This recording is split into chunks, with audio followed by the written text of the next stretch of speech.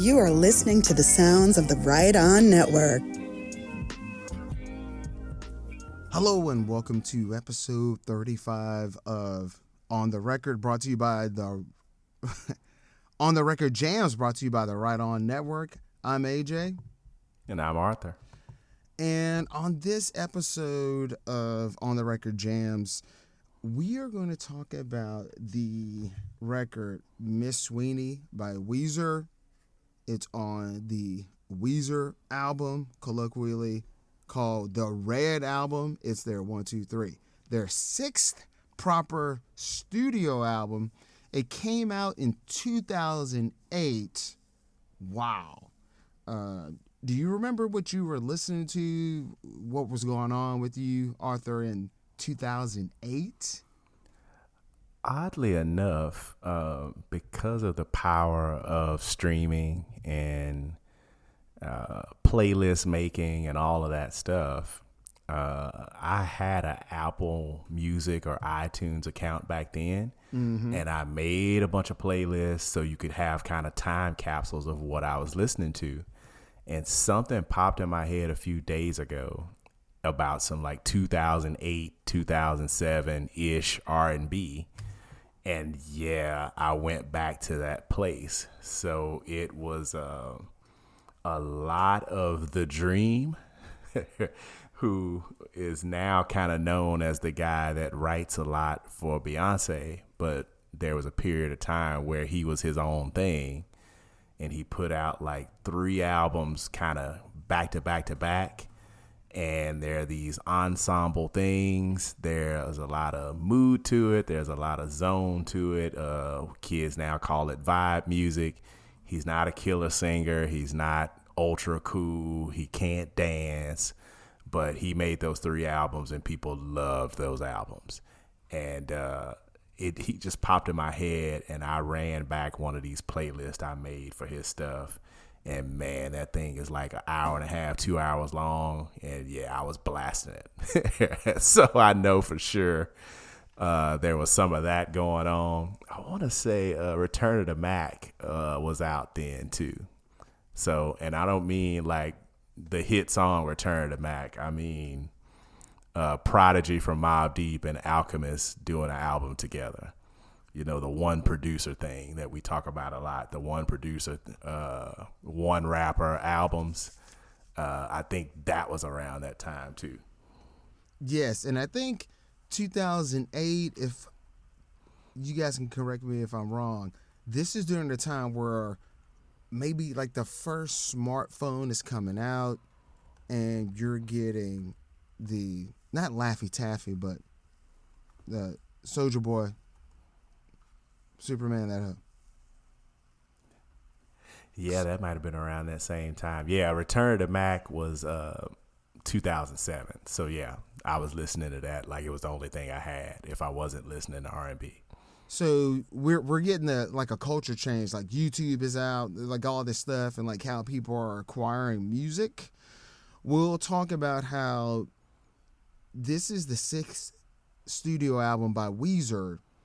And if you bought the CD, you got 10 songs. If you bought the American Release Deluxe album, it came with an extra 4 songs. And that's what this Miss Sweeney is from. So if someone just bought the 10 albums, the 10 songs, they wouldn't have heard Miss Sweeney until maybe way later if they chose to seek it out. I would have never thought that Miss Sweeney would have made their playlist, but every once in a while they'll play it. Weezer, they've been doing these cruise ships, venue concerts. They played it there. You just saw they did like an AOL sessions, and they performed several songs from the Red album there. Troublemaker. They did Miss Sweeney, which is an interesting performance. They performed Why Bother from the Pinkerton album. Just it was a good little session.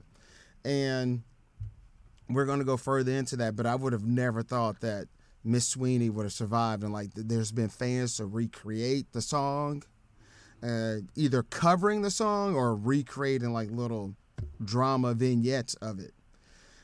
because it is a story. I guess you could say this is a storytelling song. But before we go into the episode, I want to thank our Patreon subscribers because they help the existence of this show exist on the Right On Network. That's Alan Wright. He's Bold Outlaw. Check him out. He's a Robin Hood scholar, boldoutlaw.com, where he's writing about Robin Hood in history, pop culture. And check him out on Straight Out of the Federation, a Blake 7 podcast. Delvin Sims, he's DJ Merc. Check out his music on the music platforms. He's Merc Bandwidth. He's the sound of the Right On Network. Tim Price, check him out on Outsiders, Avengers Under Siege, a new podcast brought to us in 2026. Outsiders, Outcasters, Avengers Under Siege.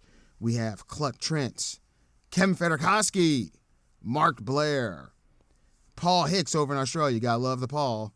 Laurel Phillips, listen to her on the Huntress podcast. We have over at the Fire and Water Podcast Network, the Irredeemable Shag. Go into your search engine, type in Fire and Water Podcast Network. They talk about TV, video games, movies, comics, whatever your taste is, they got something for you. We have Justin Steiner, he's Shoe Fly Pie on Substack, Shoe Fly Pie. Rick from Jeff and Rick Present Unpacking the Power of Power Pack. Chris Pine 1, check him out on 30 Minutes to Get Back, where we're covering the Peter Jackson Beatles documentary Get Back, 30 minutes at a time, 30 minutes to get back. Go to 30getback@gmail.com to give us some feedback and to ask questions about what it's about. 30 to Get Back. We have Bill Beer of the Bat Pod, April 5K. Check her out on the Manhattan Project, talking about Friends and Seinfeld. The great Jordan Holt, Clinton Robeson of Fan Film Fridays, and Coffee and Comics. Guys, thank you for going to patreon.com/Right On Network. We truly appreciate it. And go on there and watch me do some of these unboxing videos. All right, so Arthur, in 1994, they kicked in the door waving the 4-4. But Weezer, they came into the music scene with the Blue Album. And then we get Pinkerton, where a lot of fans loved it on the under, but it was panned critically. It was critically panned and maybe even commercially. So I thought I would have never saw Weezer again. They come back with the Green Album, and somehow they just got bigger than ever. No one understood it. And then they went into the studio again, and they produced themselves doing Maladroit, which is a good freaking album. Like it's a good bit of like, these are Weezer songs. It was really good. And then when they were going to make the fifth album, there is, you can go into YouTube or whatever, album 5 demos, and the direction of the music, I was like, this is going to be great. Like, it was keyboards, it was all this stuff. I was like, yes. And then Rivers Cuomo, he met with Rick Rubin. They had like dinner or whatever. Those album 5 demos were scrapped, and we get Make Believe, which I don't know, man, that really rubbed me the wrong way. But Make Believe, it was so big, and they had some really big singles on there, and it made Weezer kind of legit.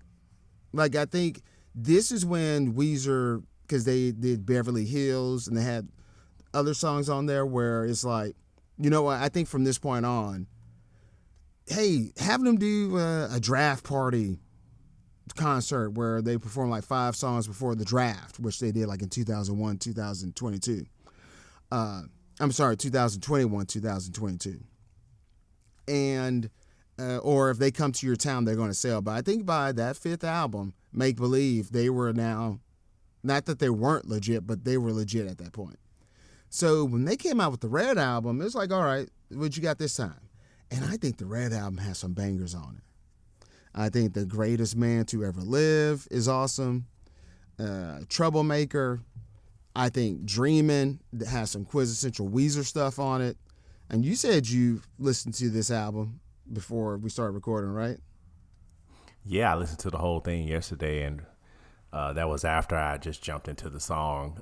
The bonus track, I think the thing that caught me off guard is that it was a bonus track and not on the proper original release. But then when you go look and it's like, okay, man, there's almost as much bonus tracks as there is album tracks for this album. And it's interesting because this is, I think, like, if I'm 16 and I'm into a bunch of music, the deluxe edition and all this stuff, I'm like, this just sounds like scams. Like, dude, it's MP3s. Just put this stuff out. Now, if you're doing a deluxe vinyl, okay, maybe, because that's very finite. I was like, dude, you made me pay an extra $5 for these 4 songs. So that is sketchy. That sketch is all get out. But yeah, Miss Sweeney. I knew I wanted to. We've already done 2 Weezer songs, and it's kind of like, why? And then, well, we can't just stop with 2. We got to finish off the trilogy. So I went with this song, Miss Sweeney, because I just think it's, I think it kind of sums Weezer up with it being very sincere and poignant, yet problematic attributes to it. So, like, when you listen to the opening track, Troublemaker, I remember buying this at a store. It wasn't Best Buy. It was like some like local record store in Houston, Texas. And when I popped this sucker in, because I didn't listen to anything beforehand. I think they may have had a single, and I listened to that single before this. I think this is the album that has Pork and Beans, and it's like, guys, Yep. Why? God, why? Oh my God, why? But anyway.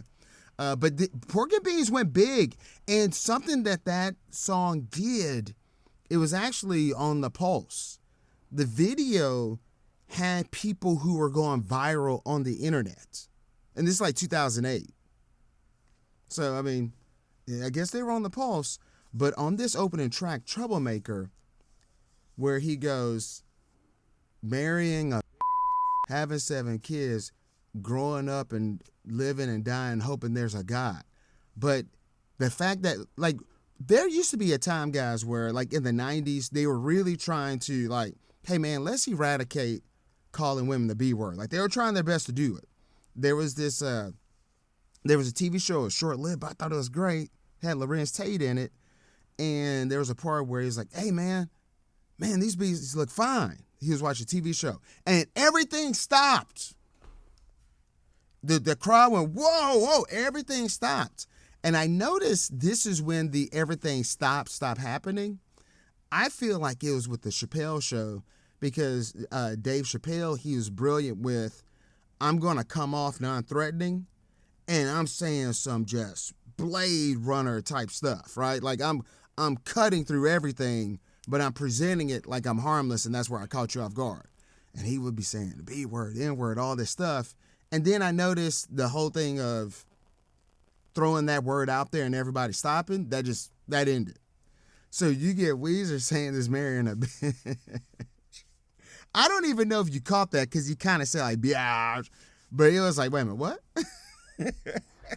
But because he seems non-threatening, because he seems Revenge of the Nerds, he gets away with it. Well, you think a lot of people crawled, right? You think about the early 90s and West Coast gangster rap, and how NWA came in kind of with this real over-the-top hard edge. The music is not melodic. It sounds chaotic. They're talking about the police. Like, it's crazy. And then you think about the contrast between that and a lot of the Snoop Dogg stuff. A lot of the Death Row, like the Chronic, Doggy Style, Dog Food, like that little Above the Rim soundtrack, Murder Was the Case, like those 4 or 5 years, I think that helped knock down a lot of walls too, right? Because these dudes, you listen to those albums, man, these dudes are saying insane stuff, but then somebody starts singing like 5 seconds after that, and you're like, oh, maybe that's not as crazy as I think it was, because they're singing and everybody's having a good time, and there's like cymbals, there's singles, there's jingles, there's hand claps. Like, yeah, okay. The Dramatics are there. I don't know why, but sure, I know who the Dramatics are. I listened to R&B as a kid. Shoot, the Dramatics are there. What could be going on? And then like years after years of that, then you get the Chappelle stuff. You start getting the internet, you start getting to where those walls are kind of just, they don't have cracks in them. They're just gone now. Yeah. I don't know why they're there, but yeah, sure. So Weezer, they're kind of like, like it'll be like black people, they're chewing you out. And as they're chewing you out, they're delivering jokes as well. So you're like, man, I'm getting chewed out. But then they're throwing in these bars where it's like humor. So it's like, wait a minute, what? Or like how we're talking like some of the hip hop stuff that we've presented on this show. These people are delivering the stuff serious as a heart attack, but it's sprinkled with punchlines and jokes in it. But it's serious stuff. Like, we got Malice. He is delivering a lot of these lines with a straight face. But you go, I mix them like Mahomes and tell him go deep. Like, no. That's not serious. That's not serious. Oh, no, if I had the weight operation, I would call it obese. I mix it like Mahomes and I tell him go deep. That is mind-breaking, and it's jokes. Like, that's not serious. And Weezer really falls into, they play with that. We're being sincere and poignant, and we're also saying some problematic joke type stuff. And I think it's all encompassed in, I still kind of consider this song a B-side, but it's not. But I consider this song a B-side. So guys, this is Miss Sweeney. It's written by River Song, 2008. So we're going back to that time.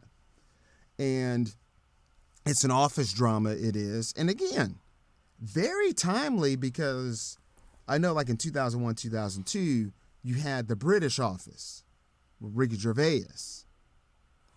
And then I believe the American version is out around this time. So this makes a lot of sense. And it goes, I'm going to read the lyrics. I'm going to stop at certain points. Hi, hello, Miss Sweeney. Could you please come in my office for a second? Already. It even makes the bzzz sound like you buzz her in.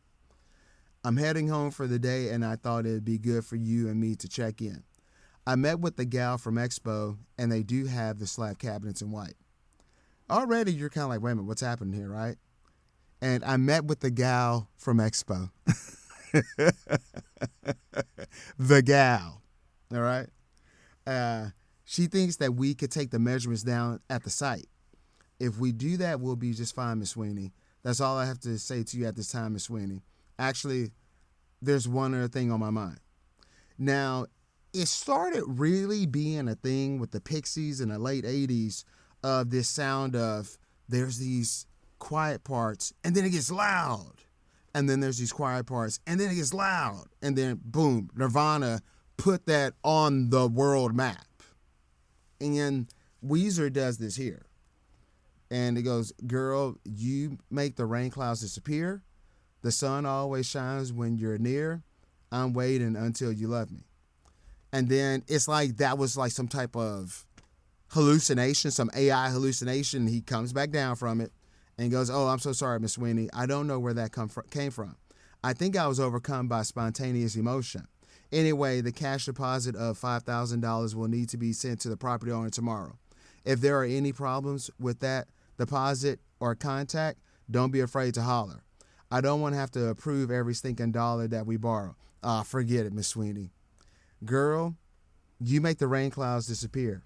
The sun always shines when you're near. I'm waiting until you love me. So he's like, I can't get through the shift. I have to say something. Now, because I think I may have sent this to you back in like 2008, 2009, because I thought this song was hilarious. But do you remember, like, wait a minute, because now you've listened to some Weezer. Do you remember what you were thinking, like, wait a minute, where's this going? I think I'm not shocked, right? Like, I think they've kind of, you let me in on the idea that a lot of times they're not serious. And so you can't take them 100% at face value. And then just the way the music is on this song, you could tell there's a left turn that's coming, right? And there's going to be screeching and some stuff is going to move around in the car when you make the turn.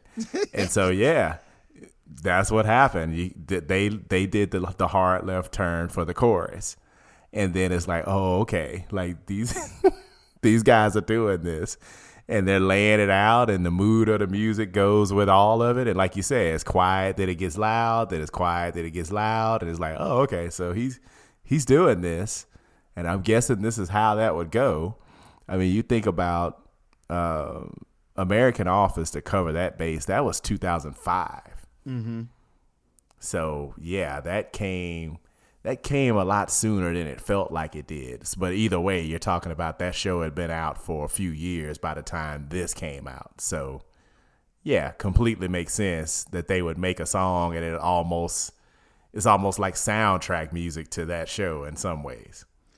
And they have a history of this. So you had the B-side Jamie off the Blue album back in the mid-90s, where it was about a lawyer, about like their lawyer, like, all right, we're about to sign to a big label and you're getting this going. And then Suzanne, same thing, where it's about like, hey, this is an ode to like a lady that works in the office that's helping us get our record together. So he has a history of like these like business office romance type stuff, or like but mixing it in, making it seem like it's a boyhood crush or whatever. Because like the Suzanne, and like I'm your child. You gave me your coat when it was freezing outside. You baked me brownies. All this stuff. So he likes playing around with that. Now we get to the part where like it gets crescendo. Like this is the bridge, the middle eight, whatever you want to call it. Miss Sweeney, I gotta admit the truth. I am totally head over heels in love with you. That's when I was like, oh yeah, okay. This is some classic Weezer stuff. Now, this is when I'm like, boy, y'all wild, man. Every day you come to the office looking fine, navy business suit clinging tightly to your spine. Damn, man. And then you ask me if I'm ready to get down to work. His response, Sweeney, baby, I'm ready. What are you talking about? But look, Miss Sweeney, I got to admit the truth. I am totally head over heels in love with you. Every day you come to the office looking fine, navy business suit clinging tightly to your spine. You ask me if I'm ready to get down to work. Sweeney, baby, I'm ready. Be my girl. And it just crescendos. And they got the background vocals in the studio recording. There's some keyboard going on in there. So it's like it's all coming to a crescendo.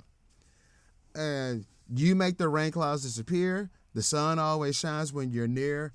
I'm waiting until you love me. Girl, you like the skies of my life. I swear I will make you my wife. I'm waiting until you love me. And this is also songwriting credit to Sarah C. Kim. And they say like it's a violinist based in New York, if this is the same person. So yeah, man. This is... She's also a longtime assistant too. Ah, okay. So these two co-wrote this? Huh.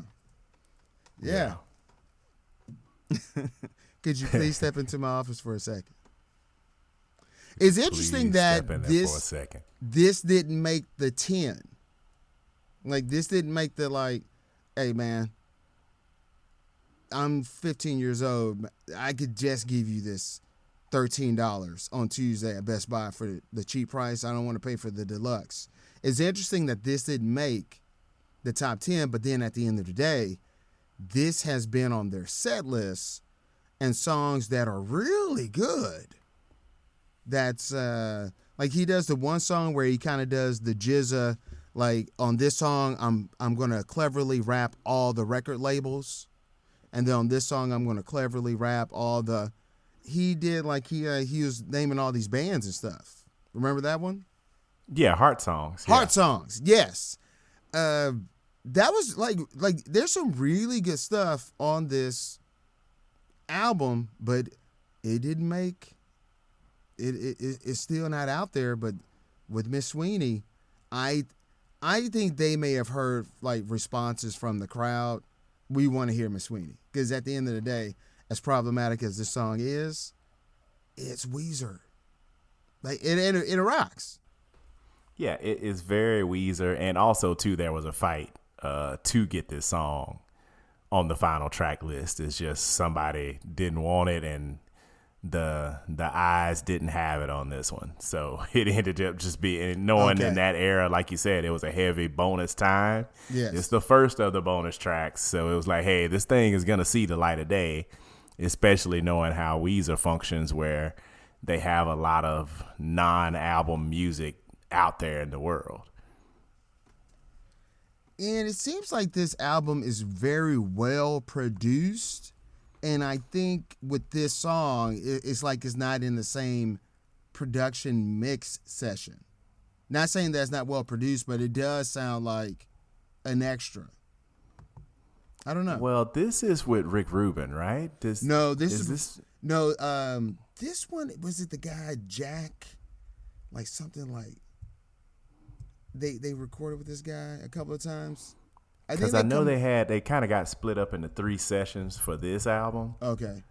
And I just don't remember whether Miss Sweeney was in the first, because they work with Rick Rubin first, and then you know how they love to do the stop and start and move on and do other stuff. And I want to say that's how, but Miss Sweeney was one of these things. Like the album, the song will start being something, then it'll get finished, and like that type of thing. But Jackknife Lee. Oh, yeah. Okay. So produced by a team consisting of Rick Rubin, you're right, Jackknife Lee, who they've worked in the band Weezer themselves. So like, okay, Rick Rubin did Troublemaker, The Greatest Man That Ever Lived, which there's a whole bunch of foolishness going on with that, The Greatest Man That Ever Lived, which was cool about that because it was like a Bohemian Rhapsody where we got all these parts. And all of those parts were like, these are different phases of what we do as Weezer. So that was clever. And I think that was also, it was inspired because Green Day had did something like that on American Idiot that came out years before that. And they're big Green Day fans. That makes sense. Like when you go look and see it, they have it broken down to 11 parts for that one song. Yeah. And clearly it was deliberate. They weren't stumbling and bumbling in that. They did it on purpose. And this was an album where you have Brian Bell, drummer, Pat Wilson, and Scott Schreiner, the bass player, which I still don't know the outcome of his wife bucking at the police. I don't know, but jeez, yeah, I don't know if we talked about that last time, but like last year, something happened where, man, the police were chasing somebody and they hopped the fence, and she shot at him or something. I don't know, but yeah, like Pat Wilson, he has this song on this Red album called "Automatic." Guys, man, it's jamming, like we say on this show. It is jamming.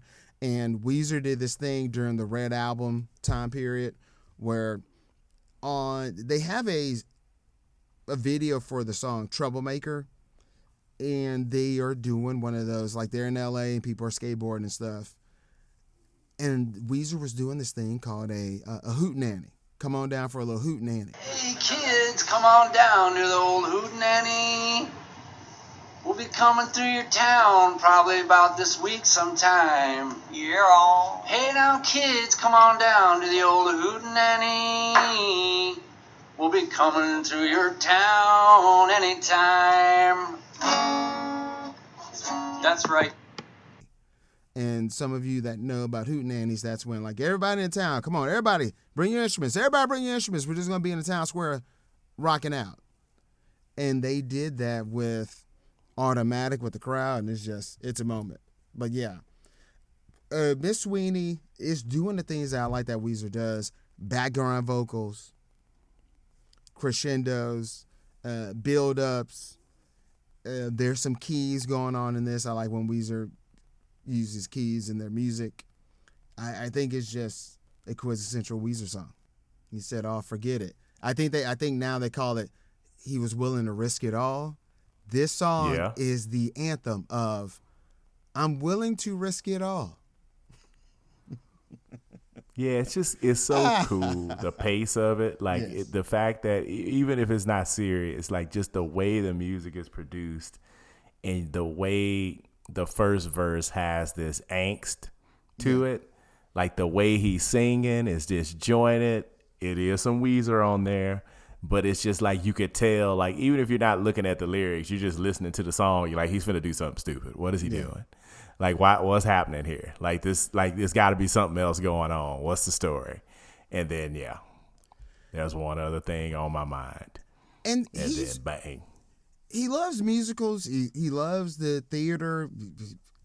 So that's what's going on here, is music and theater. It's a play. I guess that's why, like when you watch this AOL session, I'll put it in the show notes. They're acting this song out. I've saw some fans where they made a music video and they're just acting out the Miss Sweeney boss situation. I saw something where it looked like some high school kids. They were performing this song like at a Barnes and Noble or whatever.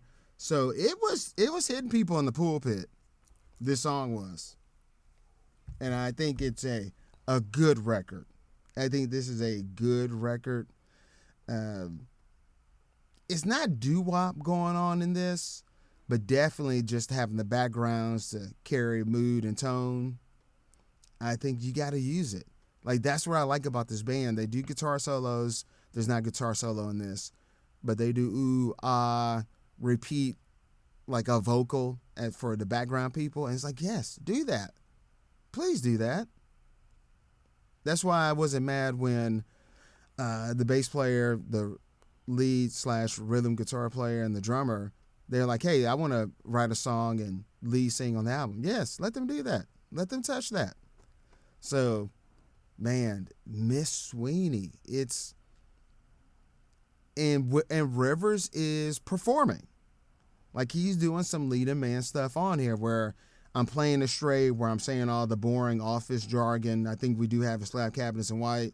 I talked with the gal from Expo.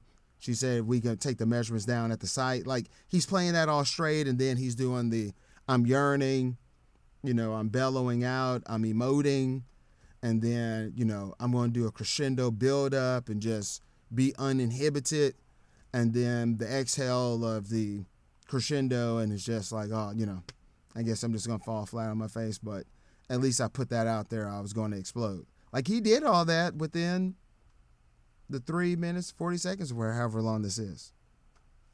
4 minutes. 4 minutes. And his bandmates backed him up on this. Oh, yeah. I mean, they're highly supportive of one another. You could tell. I mean, so...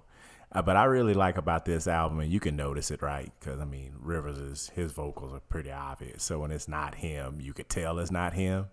So I think when I listened to the album, that was one of the more jarring things, especially coming from Pinkerton and the Blue album. It's like, oh, okay.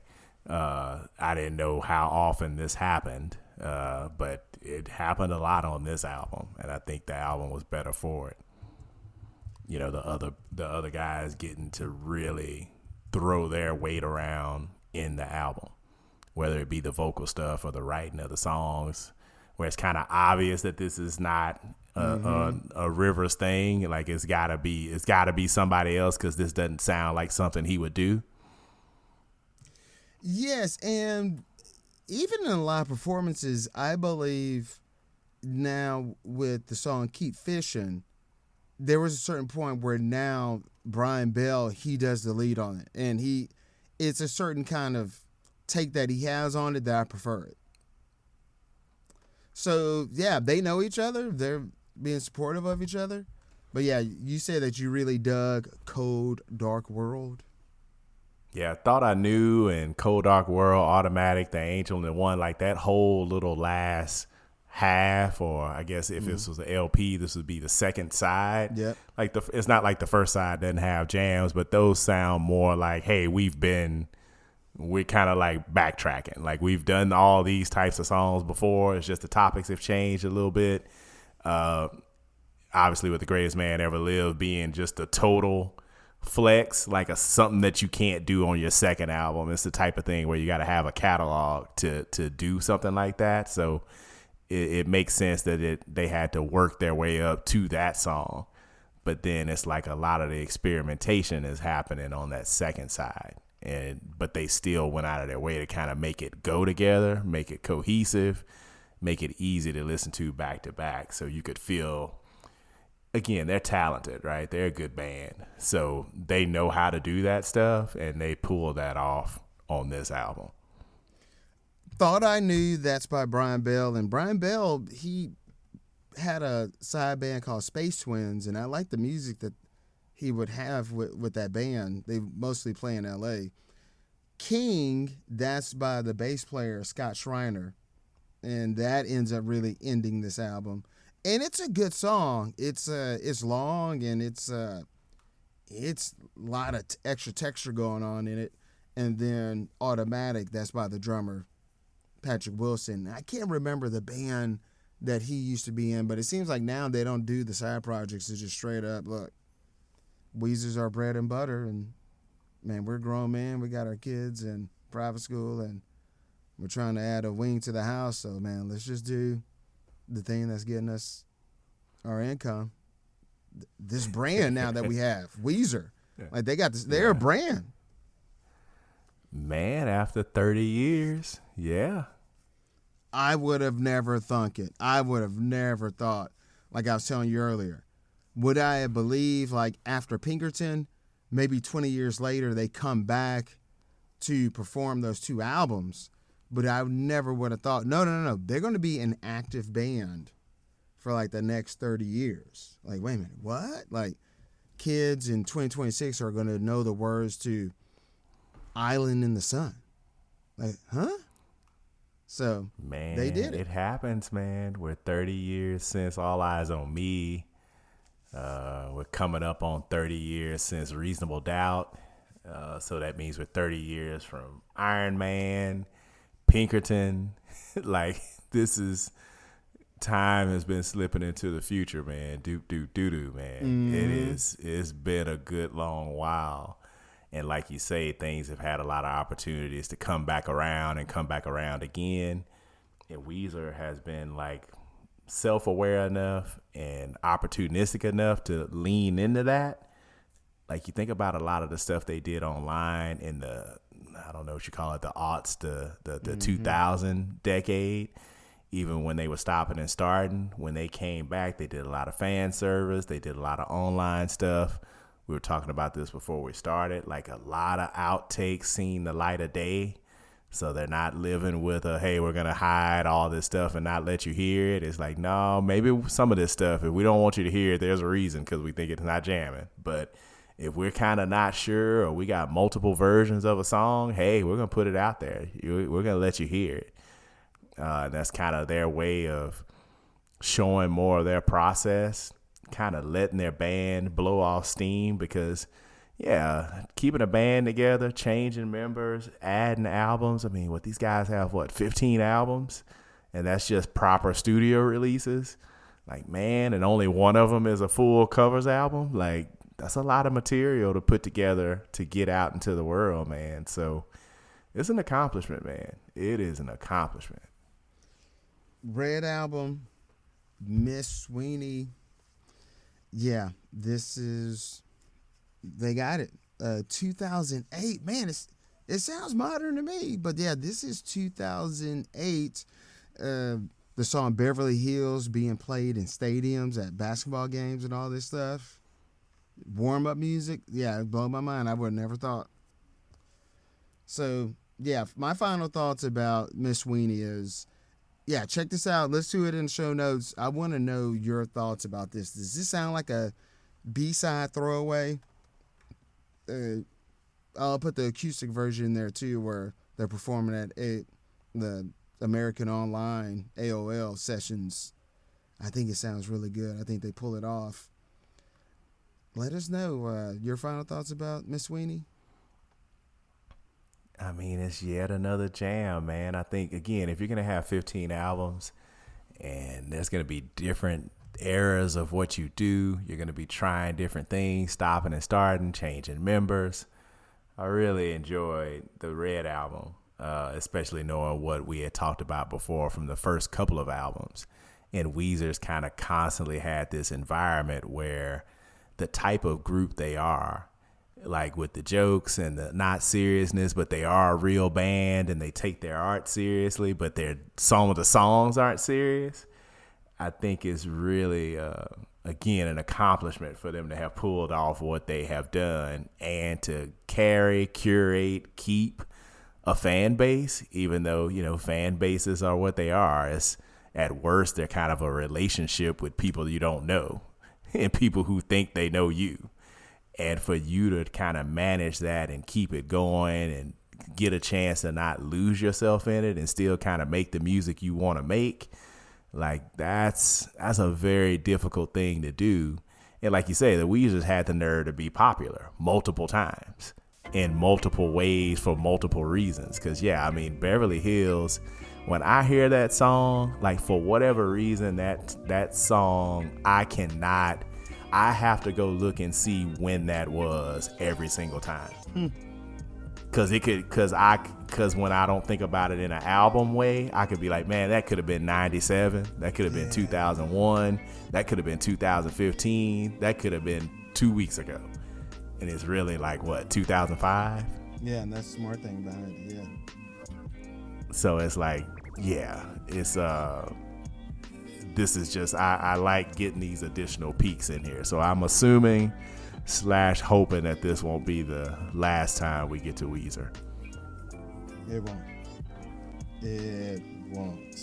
Yeah, 2005, Beverly Hills. Yes. Where can they reach us, Arthur? Let's see. We're on the record on Facebook. We're on the record jams@gmail.com.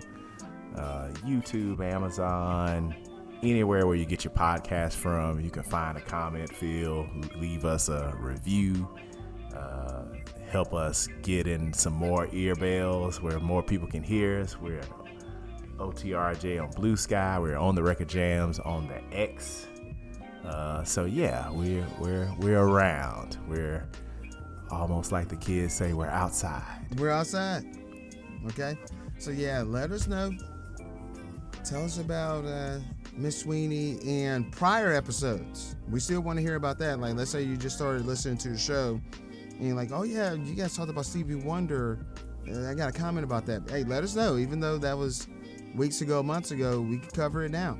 We can read it, your comments before the show and talk about it because, hey, we still want to talk about those old episodes, those old records that we mentioned before. So it doesn't have to be about Miss Sweeney. If you're on episode 10 and you want to talk to us about that send-off finale song on the Prince album, let us know. So until next time, keep your lamplight trimmed and burning. And keep on jamming.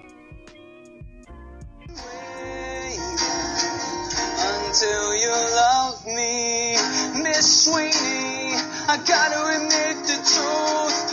I am totally head over heels in love with you. Every day you come to the office looking fine. Navy business suit clinging tightly to your spine. You ask me if I'm ready to get down to work. Sweeney, baby,